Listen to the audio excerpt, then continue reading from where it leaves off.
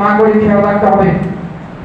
রাসূল সাল্লাল্লাহু আলাইহি ওয়াসাল্লাম হাদিসের মধ্যে বলছেন, ইন্না রিজালান ইয়াতাখাওয়াতুনা ফি দীনি ফি মালিল্লাহি বিগাইরি হক। নিশ্চয় কিছু লোক আছে যারা আল্লাহর সম্পদ খরচা করার ক্ষেত্রে, ব্যয় করার ক্ষেত্রে নাহক পন্থায় বাড়াবাড়ি করে থাকে। নাহক পন্থায় আল্লাহর দেয়া এই নিয়ামতকে, সম্পদকে নাহক পন্থায় ব্যয় করে থাকে। রাসূলুল্লাহ বলেন, ফাকাহুমুন্নারু ইয়াওমাল কিয়ামাহ। তাদের জন্য কিয়ামত দিবসে জাহান্নামের আগুন রয়েছে। পন্থায় আপনি আমি আমাদের নিয়ামতগুলোকে খরচা করলাম, এর জন্য জাহান্নামের আগুন কিয়ামতের দিন অপেক্ষা করছে। বুখারী এবং মুসলিম শরীফের হাদিস। অনেক সময় আমরা বিয়ে শাদী সম্পন্ন করার পরে কাফের দেশে ঘুরতে যাচ্ছি হানিমুনের নামে, নাউযুবিল্লাহি মিন যালিক। উদ্দেশ্য কি আমোদ ফুর্তি করা, অমুসলিমদের মাঝে দিয়ে যা ইচ্ছা সেভাবে কয়েকটি দিন কাটিয়ে আসা। এক তো এটি ইসলাম নিষিদ্ধ, দ্বিতীয়ত আপনি অর্থের অপচয় করছেন, ওই দেশের অর্থনীতিকে আরো সমৃদ্ধ করছেন, তাদেরকে সাহায্য করছেন, তাদের অর্থনীতি যাতে আরো চাঙ্গা হয়। কেন আপনি বিয়ে করলেন আল্লাহ শুকরিয়া আদায় করে, আল্লাহ আপনাকে সম্পদ দান করেছেন, শুকরিয়া আদায় করে আপনি তো মক্কা মদিনা যেতে পারতেন উমরা করার জন্য, সেটি আপনার পছন্দ হলো না। মক্কা মদিনায় কি এমন কোন সুন্দর দৃশ্য জায়গা নেই যেখানে দাঁড়িয়ে থেকে আপনি একটু প্রশান্তি লাভ করবেন, যেখানে কেবল আমাদের সকল মুসলিমদের যেদিকে মুখ করে আমরা সালাত আদায় করছি সেই স্থানে যাওয়ার মতো আপনার মাঝে মন মানসিকতা গড়ে উঠলো না। আপনি থাইল্যান্ড যাচ্ছেন, আপনি অন্য কোনো ভিন দেশে যাচ্ছেন, সেখানে গিয়ে অপচয় করছেন। অবশ্যই এগুলো অপচয়ের অন্তর্ভুক্ত। কিয়ামত দিবসে এগুলোর জন্য জবাবদারি করতে হবে। সম্মানিত মুসলিমবৃন্দ, সবচেয়ে বড় ইসরাফ, বাড়াবাড়ি, সীমা লঙ্ঘন, অপচয় হচ্ছে নিজেদেরকে গুনাহের সাথে যুক্ত করা। আল্লাহ রাব্বুল আলামিন আমাদেরকে সৃষ্টি করেছেন তার ইবাদতের জন্য। তিনি তার নির্দেশগুলো মেনে চলার ব্যাপারে নির্দেশনা জারি করেছেন, আর যেগুলোকে হারাম করেছেন সেগুলো থেকে বেঁচে থাকার নির্দেশনা জারি করেছেন। যখনই আমি আল্লাহর এই নির্দেশকে পালন না করে ইচ্ছা মতো চলতাম, গুনাহের সাথে জড়িত হতাম, আল্লাহর নাফরমানি করে ফেলতাম, তখনই তো আমি সীমা লঙ্ঘন করলাম, ইসলাম করলাম, নিজের উপরে ইসলাম, গুনাহ করা। আল্লাহ রাব্বুল আলামিন এই গুনাহের পথকে ত্যাগ করতে বলেছেন, তওবা করার ব্যাপারে উৎসাহিত করেছেন, গুনাহগুলো থেকে মুক্ত হতে বলেছেন। সূরা জুমারের 53 নম্বর আয়াতের মধ্যে বলছেন, তার নবীকে নির্দেশ দিচ্ছেন, কুল তুমি বলো, ইয়া ইবাদিয়াল্লাযীনা আসরাফু, হে আমার বান্দারা যারা তোমরা বাড়াবাড়ি করেছো, তোমরা আল্লাহর রহমত থেকে নিরাশ হইও না। বাড়াবাড়ি করেছো তোমরা কিসের ক্ষেত্রে? গুনাহ করার ক্ষেত্রে। গুনাহ করতে নিষেধ করা হয়েছে, কিন্তু এরপরও তোমরা গুনাহ করেছো। আল্লাহর নাফরমানি করতে নিষেধ করা হয়েছে, নির্দেশ দিয়েছেন আল্লাহ, সেই নির্দেশের বিরোধিতা করতে নিষেধ করেছেন আল্লাহ রাব্বুল আলামিন। তারপরেও তোমরা আল্লাহর নির্দেশ মেনে চলোনি। আল্লাহ রাব্বুল আলামিন বলছেন যে তোমরা বাড়াবাড়ি করেছো, এরপরেও তোমরা আল্লাহর রহমত থেকে নিরাশ হও না। ইন্নাল্লাহা ইয়াগফিরুদ যুনুবা জামিআন, নিশ্চয় আল্লাহ রাব্বুল আলামিন সকল সব গুনাহকে ক্ষমা করে। সুতরাং বাড়াবাড়ি হয়তো আমাদের থেকে হয়ে গিয়েছে, গুনাহ আমরা করেছি, পাপের সাথে জড়িত হয়েছি, আল্লাহর নির্দেশগুলো ঠিকমতো পালন করি নাই। এখন থেকে প্রতিজ্ঞা করব যে আল্লাহর নির্দেশগুলো যথাযথভাবে মেনে চলবো। যে উদ্দেশ্যে আল্লাহ কোরআন সৃষ্টি করেছেন তার ইবাদত করার জন্য, সেই উদ্দেশ্যকে আমাদের জীবনে বাস্তবায়ন করব, আর কখনো আমরা পাপ করব না। তাহলে এই প্রতিজ্ঞা নিয়ে আল্লাহর পথে থেকে ফিরে আসলেই আমরা ক্ষমা পেয়ে যাবো ইনশাআল্লাহ। কারণ আল্লাহ রাব্বুল আলামিন ক্ষমাকারী, তিনি পরম দয়ালু। এছাড়া আল্লাহ রাব্বুল আলামিন সূরা আলে ইমরানের 147 নম্বর আয়াতের মধ্যে বলছেন, তারা বলেছিল, রব্বানা গফির লানা যুনুবানা, হে আমাদের রব তুমি আমাদের গুনাহগুলো ক্ষমা করে দাও। ওয়াইসরাফনা ফি আমরিনা, এবং আমাদের কর্মে আমাদের সীমা লঙ্ঘনকে ক্ষমা করে দাও। কর্মক্ষেত্রে যে সব সীমা লঙ্ঘন করেছি এগুলোকে ক্ষমা করে দাও। ইসরাফ গুনাহ করাকেও সম্পৃক্ত করে, পাপ করাকেও সম্পৃক্ত করে, যেটি আমাদের প্রত্যেকের বডির সাথে সম্পৃক্ত, অঙ্গ প্রত্যঙ্গের সাথে সম্পৃক্ত। সুতরাং প্রত্যেকটা ক্ষেত্রে যে আমরা ইসলাম করে থাকি, এই ইসলাম করা থেকে অপব্যবহার, অপচয়, বাড়াবাড়ি, সীমা লঙ্ঘন করে থাকি, এগুলো থেকে আমাদেরকে বেঁচে থাকতে হবে। মন যা চাই তাই করছি, মনের চাহিদা মনের অনুসরণ করছি, আনুগত্য করছি, এটিও সীমা লঙ্ঘন। টাকা পয়সা অনেক নিয়ামত আল্লাহ দান করেছেন, এই নিয়ামত লাভ করার পরে এখন মনের মধ্যে একটু ফুর্তি ভাব আছে, একটু ফুর্তি করে নেই, মন চাচ্ছে আজান হয়েছে কি হবে, একটু ঘুমিয়ে নেই, পরে উঠে পড়ে নেব, ঘুমিয়ে গেলাম, অলসতা করলাম। এটিও বাড়াবাড়ি, সীমা লঙ্ঘন, অপব্যবহার, নিজের ক্ষেত্রে অপচয়। আপনি বাজারে গিয়েছেন, বাজারে গিয়ে সেখানে কিছু ক্রয় করার মন মানসিকতা ছিল না, প্রয়োজন ছিল না, কিন্তু আপনি পছন্দ হয়ে গেল, জিনিসটা পছন্দ হয়ে গেল, না কিনলে কেন, এত পছন্দনীয় জিনিস কিনে, অথচ প্রয়োজন ছিল না, অথচ আপনার বাড়িতে জামা আছে, পোশাক আছে যথেষ্ট পরিমাণে, আলমারি ভর্তি, বাজারে গিয়েছেন হয়তো কোনো কাজে গিয়ে আপনার পছন্দ হয়ে গেল একটা পোশাক কিনে, হয়তো আপনি একটা পোশাক কিনে ফেলছেন, এই পোশাকটা বছরে একবার পরবেন কিনা সন্দেহ আছে, বাড়িতে নিয়ে যখন ট্রায়াল দিলেন, দোকানে তো ভালো লেগেছিল, এখানে কেমন জানি আলমারিতে ঢুকিয়ে আপনি রেখে দিলেন, ওটি আর পড়ানো মানসিকতা আপনার মাঝে লক্ষ্য করা গেল না। বাস্তবতা এটাই, বিশেষভাবে মা বোনদের ক্ষেত্রে এটি বেশি ঘটে থাকে। আলমারি ভর্তি, জায়গা হচ্ছে না, একটার পর আরেকটা আলমারি করার প্রয়োজন পড়ে যাচ্ছে, বানানোর প্রয়োজন পড়ে যাচ্ছে, শুধু পোশাক আশাকগুলোকে সংরক্ষণ করার জন্য। আপনি কিনতেই আছেন, প্রয়োজন নেই, তাতে কি হয়েছে, আমার তো পছন্দ হয়েছে, না কিনলে কি হয়, আমার নবম বান্ধবী 5টা কিনেছে, আমি তো কমপক্ষে 2-3টা কিনবো। এই মন মানসিকতা আমাদের সমাজের মধ্যে বিশেষভাবে মা বোনদের ক্ষেত্রে ব্যাপকভাবে বিস্তৃতি লাভ করেছে। অপচয়, এগুলো অপচয়ের অন্তর্ভুক্ত, কিয়ামত দিবসে এগুলোর জন্য জবাবদারি করতে হবে। সম্মানিত মুসল্লিবৃন্দ, ফকির মিসকিনরা অপচয় করে না, বিষয়টা কিন্তু এমন নয়। আমি কয়েকদিন আগে এই চাষাড়া রেল স্টেশনের এই যে নতুন পূর্ব সাইডের প্ল্যাটফর্মটা আছে, এটা উপর দিয়ে হেঁটে আসছে, তো সেখানে দেখলাম লাইন লেগে আছে, লাইন ধরানো মানুষ কিছু, কেন লাইন ধরে আছে আমি চিন্তা করলাম, একটু গাছের নিচের দিকে তাকালাম, ওখান থেকে কিছু সাপ্লাই দেওয়া হচ্ছে। নেশাযুক্ত বস্তু লাইন ধরে মানুষ কিনছে, কোথায় আমাদের প্রশাসন? হয়তো বা তাদের কিছু লাভও আছে, তা না হলে এভাবে নেশাযুক্ত বস্তু সেবন করছে শত শত মানুষ, কেউ যেন দেখেও না দেখার ভাব করছে, বলার কিছু নেই, করার কিছু নেই। প্রশাসন যখন নিষ্ক্রিয়, তখন সাধারণ মানুষ কি করবে? তো ফকির মিসকিন, বেশিরভাগই এরা ফকির মিসকিন, তারা যে অপচয় করে না, যতটুকু ইনকাম করে সেটি থেকে যে অপচয় করে না, তার জ্বলন্ত প্রমাণ এটা যে অপচয় করে। ধনী হলে তারা শুধু অপচয় করবে, আর দরিদ্ররা অপচয় করবে না, বিষয়টি এমন নয়।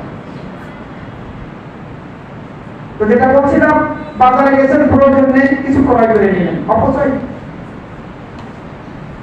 রাতের বেলা আপনি যুবক, আমি যুবক, যুবতী, রাতের বেলা আপনি সারা রাত না ঘুমিয়ে মোবাইল চালাচ্ছেন, সময়ের অপচয়, নিজের শারীরিক সমস্যা সৃষ্টি করা, অবশ্যই বাড়াবাড়ি, সীমাবদ্ধ। ক্ষেত্রে তারা হয়তো বা মোবাইল চালাচ্ছেন, দিনের বেলা সারাদিন ঘুমাচ্ছেন, জোহর আসরের সালাত চলে যাচ্ছে, কোনো খবর নেই। এভাবে আমরা নিজেদেরকে ইসলামের সাথে যুক্ত করছি, অপচয়ের সাথে যুক্ত করছি। ফিরআউন অপচয়কারী বাড়াবাড়িকারীদের অন্তর্ভুক্ত ছিল। সূরা ইউনূসের 83 নম্বর আয়াতের মধ্যে আল্লাহ রাব্বুল আলামিন বলেছেন। এছাড়া কওমে লূত,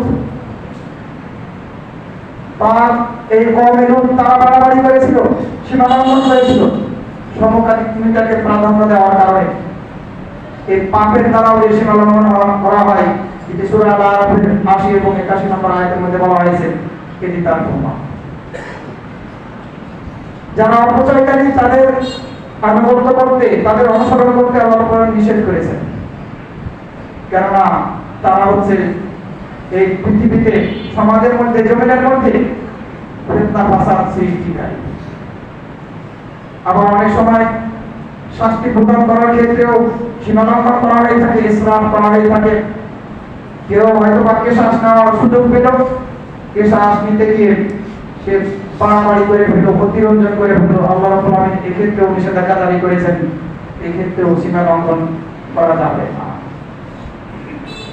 সম্মানিত মুসলিমবৃন্দ, আমরা অনেক সময় সন্তানদের ক্ষেত্রে শাসন করতে গিয়ে বাড়াবাড়ি করে ফেলি, এটি উচিত নয়।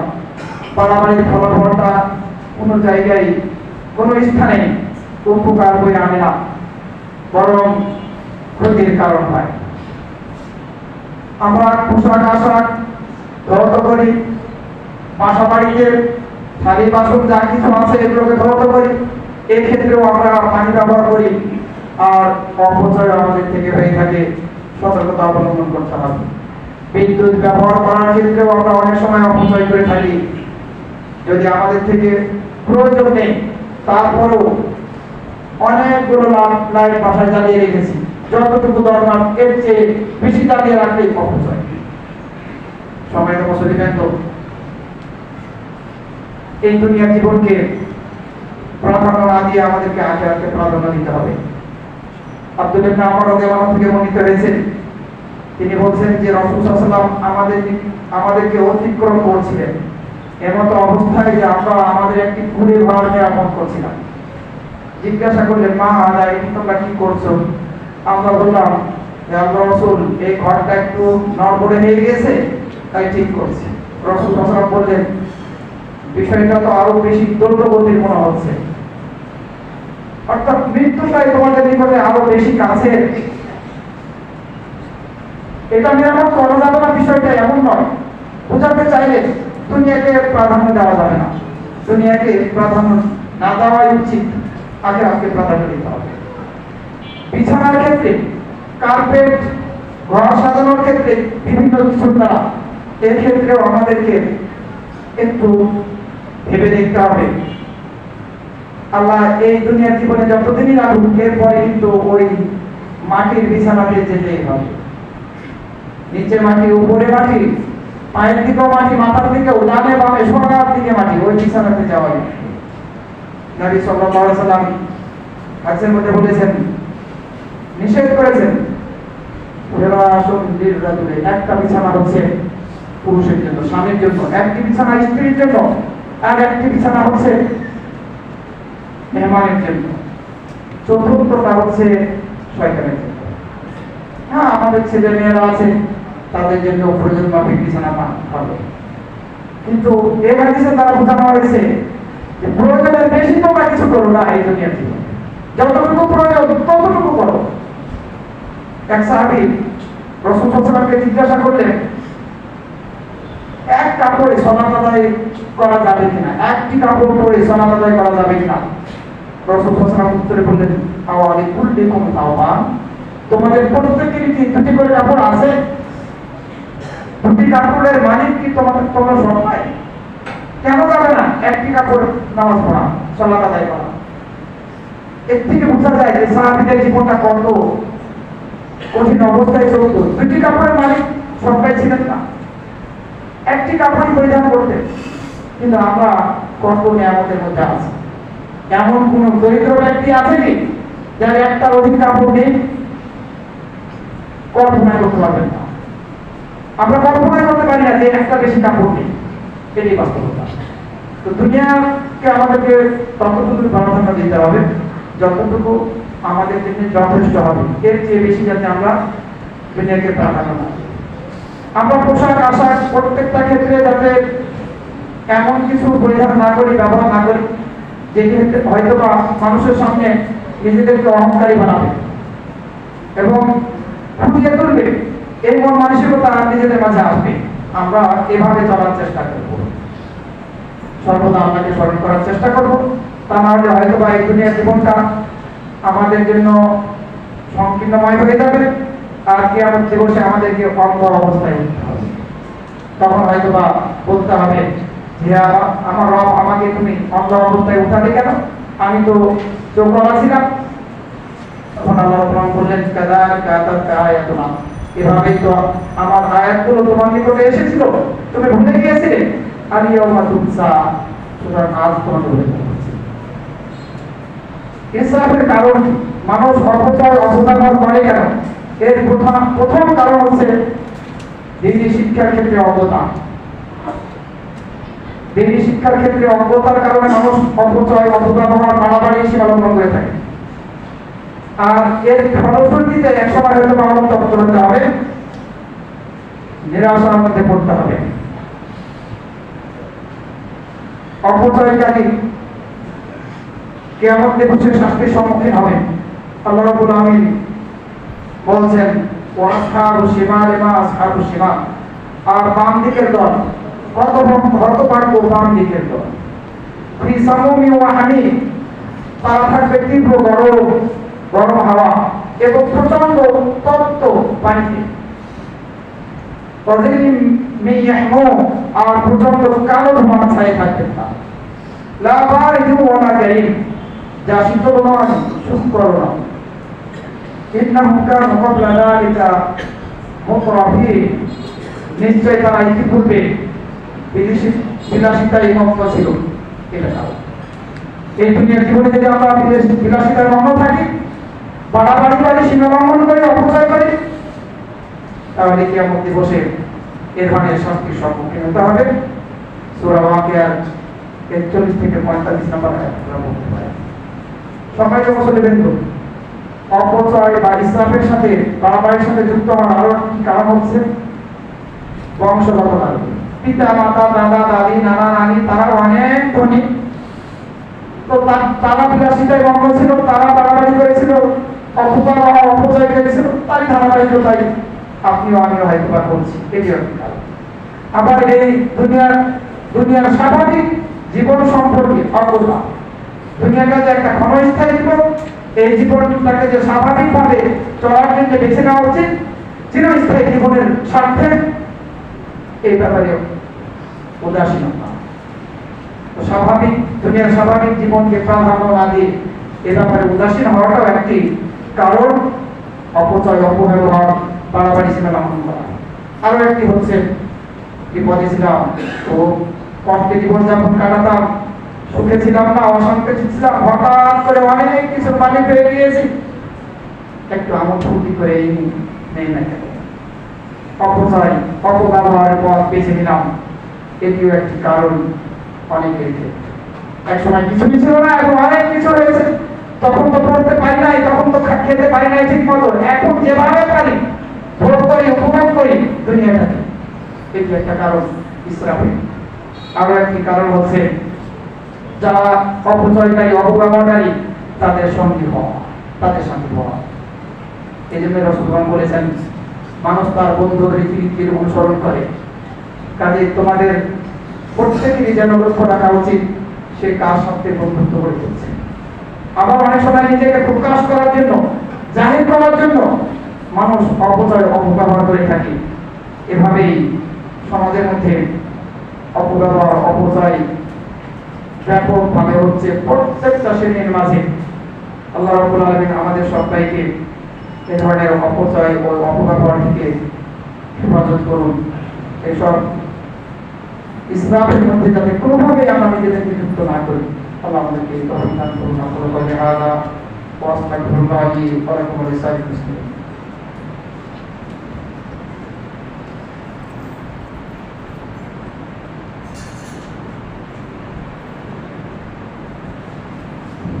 الحمد لله والصلاة والسلام على نبينا محمد وعلى آله وصحبه أجمعين أما بعد اللهم صل على محمد وعلى آل محمد كما صليت على إبراهيم وعلى آل إبراهيم إنك حميد مجيد اللهم بارك على محمد وعلى آل محمد كما باركت على إبراهيم وعلى آل إبراهيم إنك حميد مجيد